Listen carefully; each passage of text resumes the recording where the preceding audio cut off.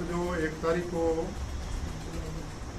जयपुर में महाग्राव का कार्यक्रम है, जहाँ पर सचिवालय को घेरना, जिसमें पूरे प्रदेश भर से लाखों की संख्या में कार्यकर्ता वहाँ पहुँचेंगे, उसी के अंतर्गत हमारे जिले से भी जो संख्या लगभग जो 4 से 5 हज़ार हमारे जो पदाधिकारी हैं वो जाएंगे, और साथ में जनता को लेते हुए लगभग 15,000 की संख्या से हमारे जिले से यहाँ से कार्यकर्ता रवाना है।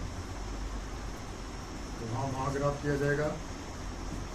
उसके जैसे कि आप सभी जानते हैं कि यह सरकार जो पिछले 4.5 साल से कोई भी जनता का कार्य नहीं हुआ, अपनी कुर्सी की लड़ाई के लिए आपस में लड़ते रहे, एक दूसरे के ऊपर आरोप लगाते रहे। इनके मंत्रियों ने भी भ्रष्टाचार का आरोप लगाए, और जनता के जो कार्य करने चाहिए वो कार्य सरकार ने नहीं किए। इसलिए आज की तारीख में यह सरकार पूरे देश भर में भ्रष्टाचार के मामले में नंबर 1 है, दलित उत्पीड़न के मामले में नंबर 1 पर है, महिला अत्याचार के मामले में नंबर 1 पर है। तो ये जो स्थिति इस प्रदेश में बनी है, विकास के कार्य बिल्कुल ठप हो चुके हैं। जो केंद्र की योजनाएं हैं उसका जो फंड आ रहा है उसे रोका जा रहा है। अभी ताज़ा अभी जो मेडिकल कॉलेज हमारा जो कल मुख्यमंत्री अपने आदरणीय प्रधानमंत्री जी विधिवत रूप से उसका उद्घाटन करेंगे शिखर में, उसके लिए भी मैं प्रधानमंत्री जी का बहुत बहुत धन्यवाद करता हूँ, और सभी इस क्षेत्र की जनता को भी बधाई देता हूँ कि उसका आज कल विधिवत रूप से उद्घाटन होगा। उसमें भी अड़चन डालने का काम किया राज्य सरकार ने, क्योंकि उसमें हम देखते हैं कि 60% जो खर्चा है वो केंद्र सरकार का और 40% राज्य सरकार का, लेकिन उसमें भी देरी की गई। समय के अनुसार वहाँ से फंड आया, लेकिन यहाँ की देरी के कारण वो उसमें देरी की गई और अड़चन डाली गई। उसमें भी जो अपॉइंटमेंटें होनी थी वो उसमें भी देरी आ रही है। लेकिन वाही लूटने के लिए फर्जी बातें की जा रही हैं, फर्जी बैनर लगाए जा रहे हैं।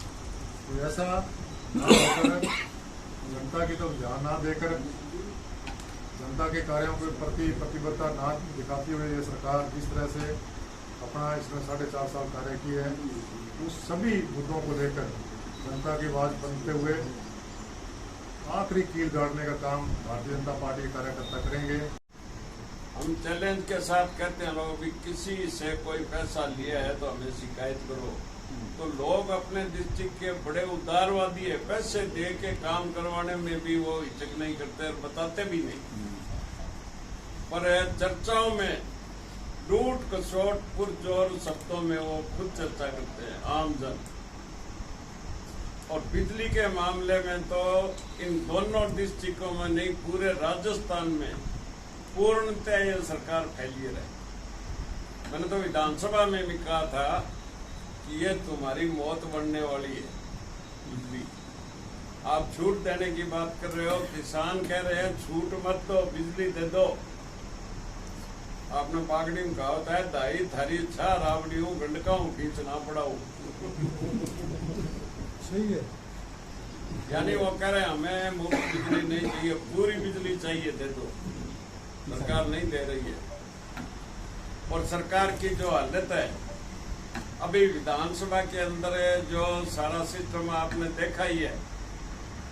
गुड्डा जो है गहलोत सरकार का एकदम मुखिया था, खास आदमी था, और जब गुड्डा ने विधानसभा में सिर्फ इतनी बात कही थी, वो मणिपुर पे चर्चा कर रहे थे, कांग्रेस के लोग वेल में आ गए, नारे लगाने लगे।